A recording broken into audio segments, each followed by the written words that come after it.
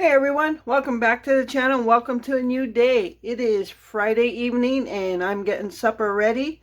So as you can see, I've got a roasting pan with a roast in there. It's a chuck roast. It's a grass-fed chuck roast. It was substituted in our grocery haul. So what this video is going to be is a weekend of meals.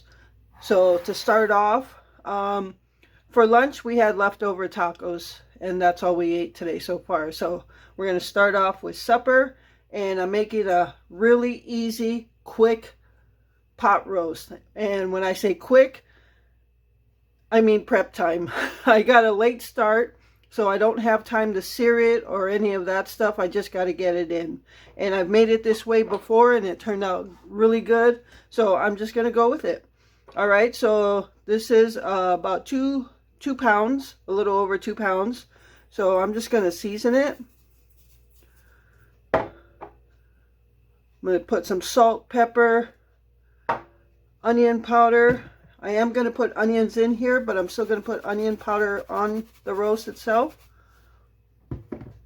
And a little bit of garlic powder. Guess what? My garlic powder's not even open. Alright, let me open the garlic powder. Alright, garlic powder is open. I'm just going to throw a little bit on there. Then I'm just going to turn it over. And what I like to do with everything is just throw a tiny bit of water at the bottom so nothing sticks. Alright, and this is going to produce quite a bit of good juice. So normally what I would have done is kind of just for those who like measurements, I would have measured out salt, pepper, onion, garlic powder, and some flour. I would have rubbed it all over the roast and then seared it and then did the whole roux and everything. But I'm in a rush. I don't have time for that. So, all right, so that's that. And now I'm going to wash my hands. Okay, so now I'm going to throw in my veggies, which is potatoes, carrots, and onions.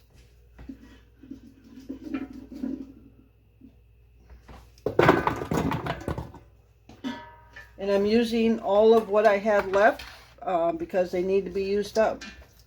So, and besides, Glenn likes a lot of carrots anyway, and we had a lot left. This was the big 5-pound bag. If you recall in the Walmart grocery haul, I bought a 5-pound bag because I used it for other meals as well. This is all the potatoes we had, all the carrots we had, and all the onions we had. So I used up all our veggies. And this is not much for onions, but that's all we had. I thought we had more, but we didn't. So that's okay. Glenn can have them. All right. And then I'm just going to salt and pepper around the veggies.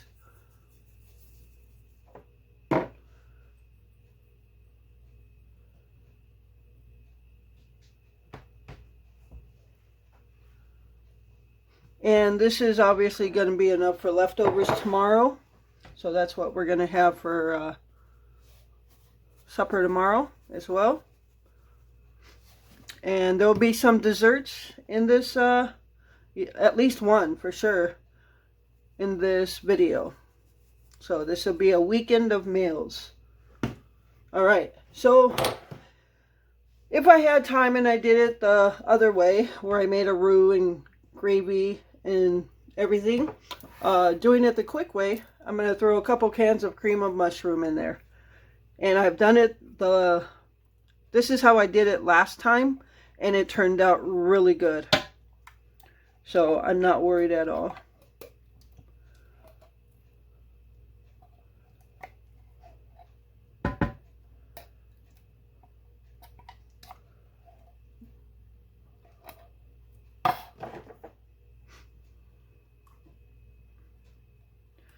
You notice the color in the different cans? We received these cans from the pantry, but one is a healthy request and one is just regular. So I'm guessing that's why the different colors.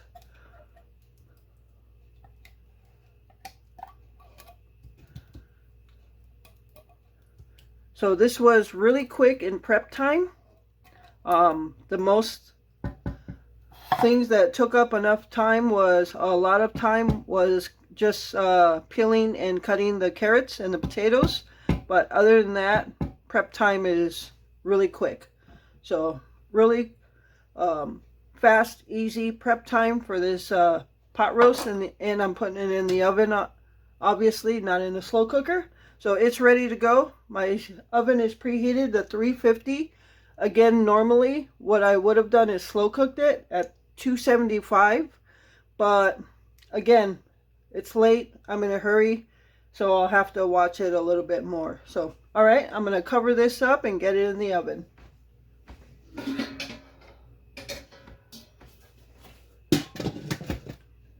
And we'll be back when it's done. All right, everyone, so the pot roast is done. Ooh, steaming. Just steamed up the camera.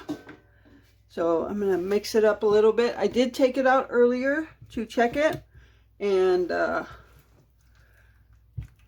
yeah, it was pretty much done at an hour and a half, and that's because I cooked it at a higher temperature at 350, where I normally would cook it at 275. So all the potatoes and everything was done. Then I lowered it until I was ready to plate. So yeah, I'm gonna go ahead and cut some, and then I'll show you when it's plated.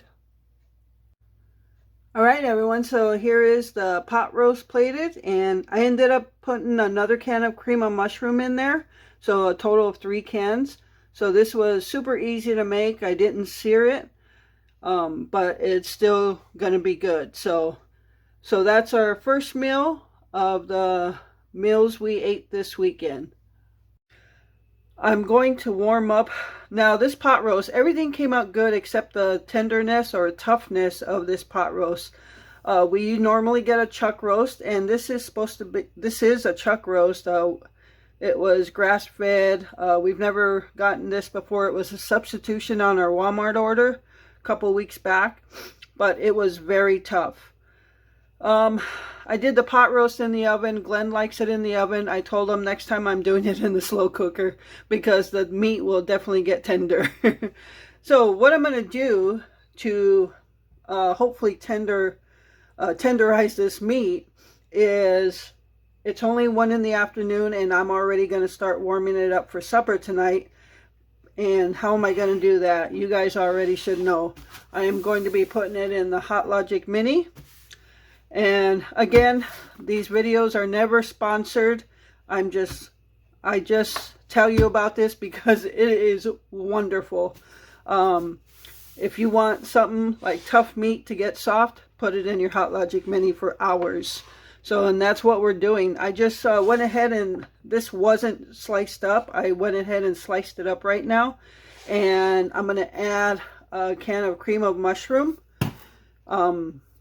And let it go for like hours. It's going to go for like 5 or 6 hours. So that's what we're doing.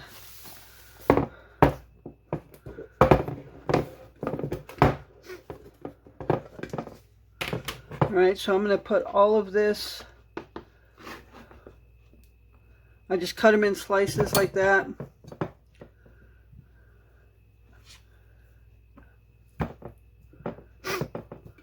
These Hot Logic Minis are perfect for warming this stuff up. I should be sponsored by them. I tell you about them enough. And I really won't push a product if I don't really believe in it. So yeah. And now I'm going to wash my hands so I can open up this can and throw it in there. Alright, so I've got my cream of mushroom here,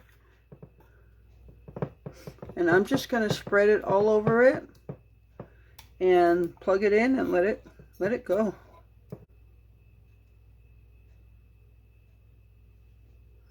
Alright, so I'm just going to cover it now, put it in the Hot Logic.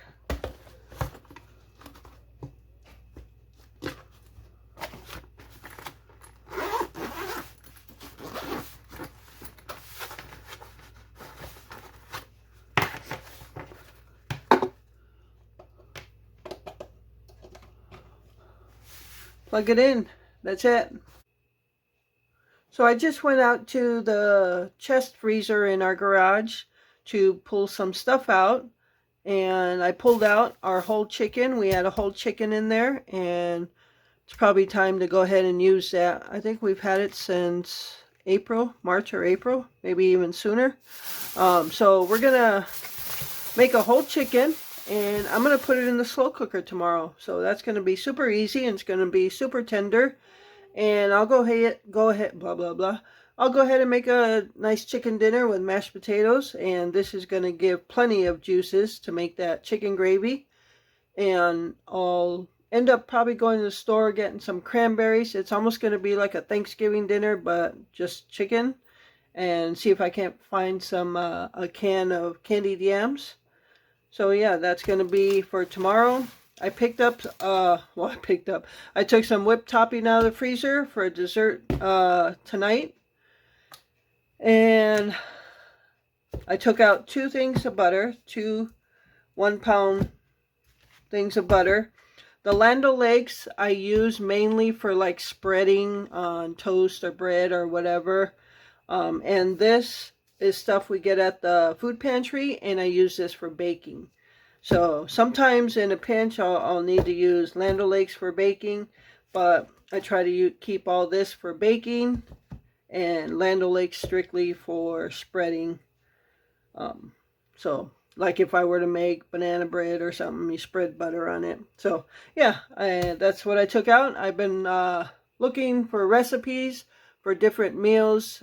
There's so much out there that you can make, but yep, and I still haven't made a meal plan for September, and we're almost halfway through the month, so I'm just right on top of it. Yeah, so I probably should do that for the remainder of the month to keep us on track. Yeah, so trying to eat what we have in our freezer still, and then just put new stuff in it. All right, so yeah, that's what I'm doing right now. All right, so Glenn has asked for some hot chocolate. Our temperature just dropped like 10 degrees, so it's like 65 or 64 degrees out there right now. And Glenn asked for some hot chocolate for the first time this season, so making him some mint hot chocolate. He likes this Land O'Lakes mint cocoa. So, and that's the last of it. It is now empty. After how long? He's had that for a couple years now. So, I don't drink mint. I'm not much for mint. So, I'm not going to have hot chocolate right now. I'm just kind of doing stuff in the kitchen. So, I'm moving around, staying, I'm more on the little warm side. So, yeah, I'm just going to make this hot chocolate for Glenn. And, yeah, nothing much going on. I made some jello, orange jello, to go with our leftover pot roast tonight. And that's in the refrigerator now. And then in a little bit, I'll make some dessert.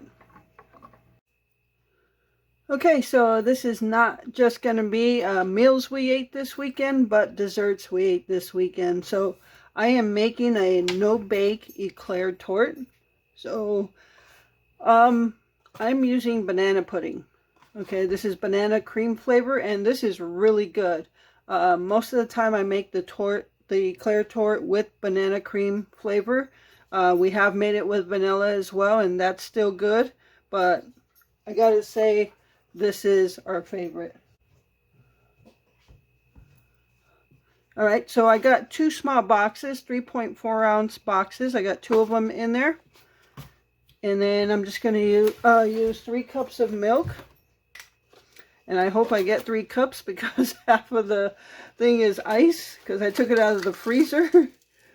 So hopefully I get the 3 cups. If not, 2 will work as well because you're still going to add whipped topping.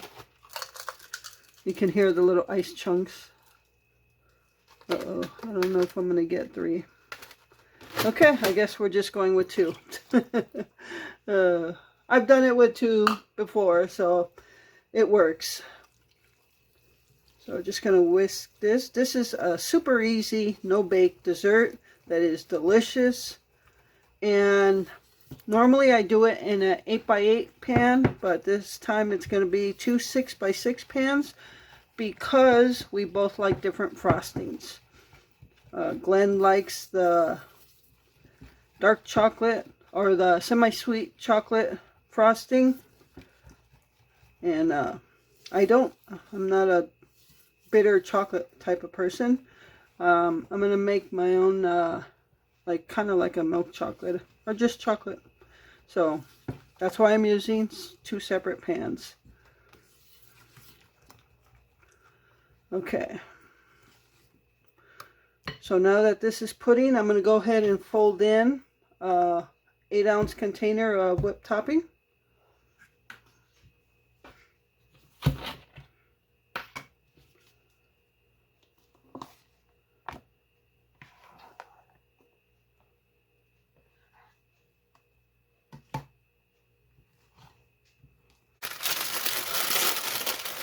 Alright, so I've got my 2 6x6s, and all I'm going to do is line it with graham cracker.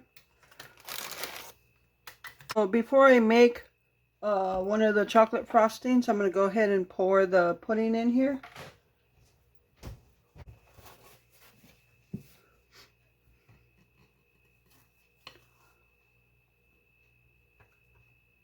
I'm going to go ahead and set these in the fridge while I get the frosting done. Okay, so I got my 1 cup of chocolate chips, and I've got my melted butter with the milk, and all you're going to do is pour them into the chocolate chips. That'll be enough to melt the chips. And then just whisk it together.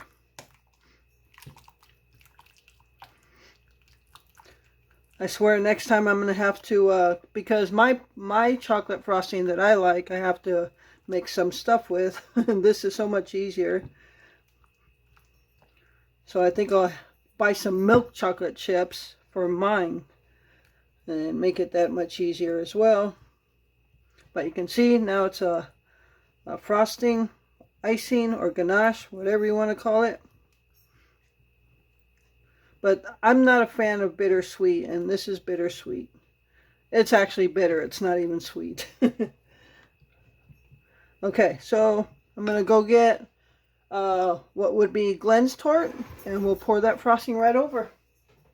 Okay, so now all I'm going to do is pour the frosting over this. He doesn't even want a top layer of crust, so he just wants it directly on the pudding, so that's what we're going to do.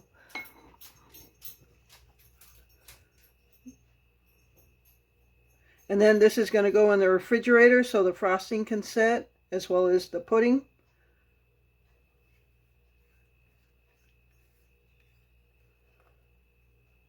Yeah, he said he wants a thick layer of frosting. So there it is. Okay, so I'm just going to cover this up, put it in the fridge, let it set for 4 to 5 hours, and it'll be good to go. And I'm going to get mine done next. So we are going to start off with, I am not using the full recipe that I normally use. I'm going to only make half of it because it's just a small pan. So you want your butter at room temperature. That's 1/4 cup. That's estimated, so I'm probably missing a little bit.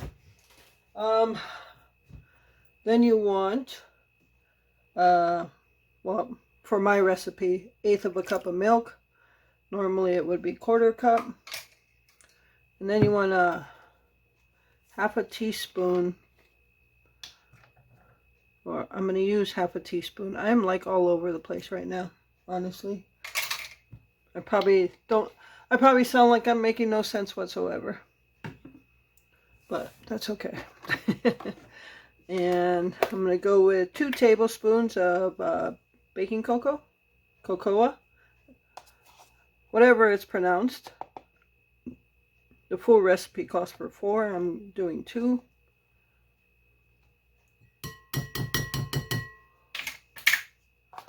Normally I do this with the hand mixer, but I'm feeling quite lazy right now.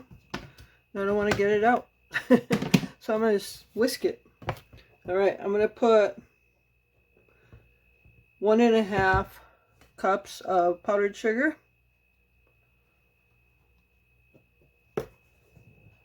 The actual recipe calls for 3 cups.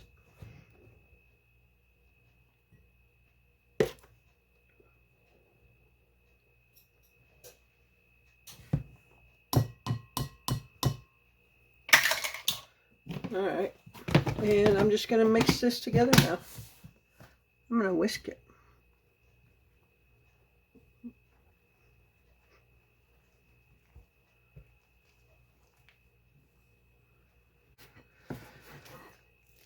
And that's it. That's all there is to this frosting.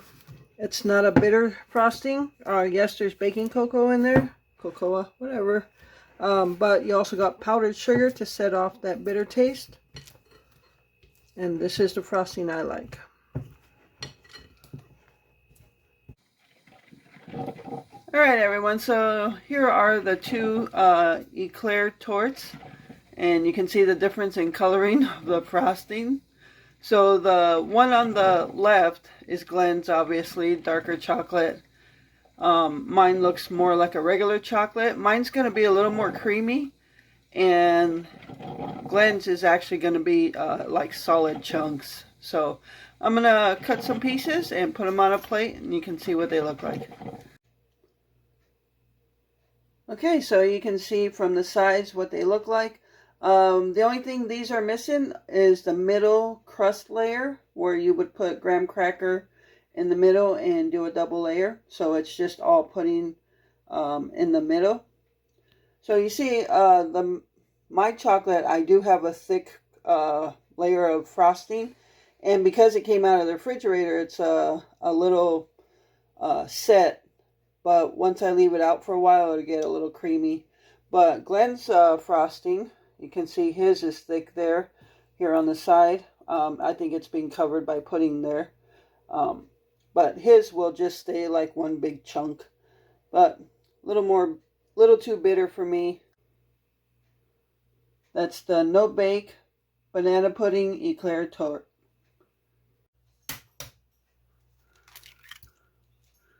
Okay, so this is another meal this weekend, and this is your very basic meal. It's Sunday morning, and it's a wet, rainy day outside. It's cool. It's in the 50s. And we're just going to have some scrambled eggs. That's it.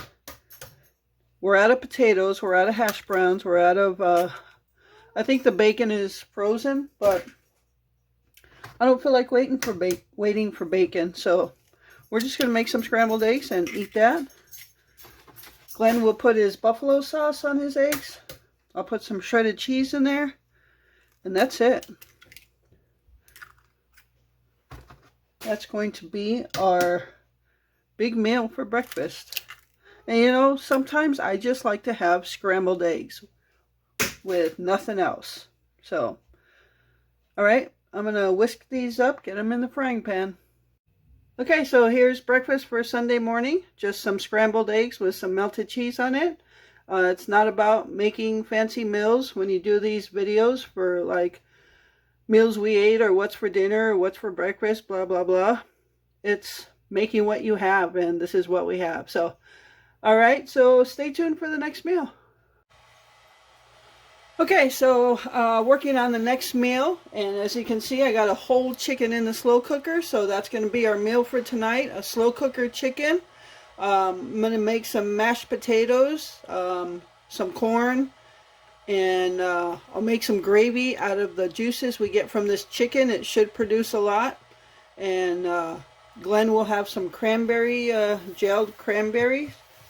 I was going to do candied yams, but I couldn't find any, and, well, Walmart doesn't have them.